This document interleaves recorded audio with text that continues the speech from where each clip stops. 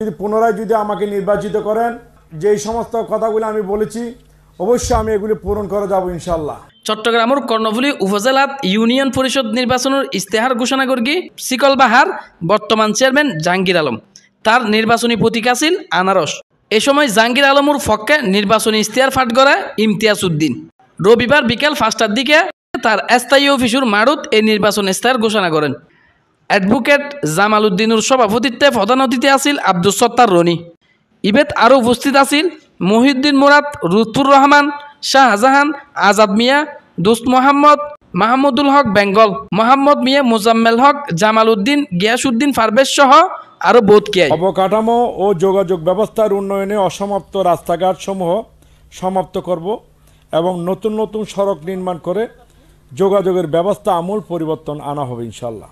জলবদ্ধতা নিরসন, পানি নিষ্কাশনের জন্য আরও নতুন নতুন ছোট বড় নালা নির্মাণ করা হবে।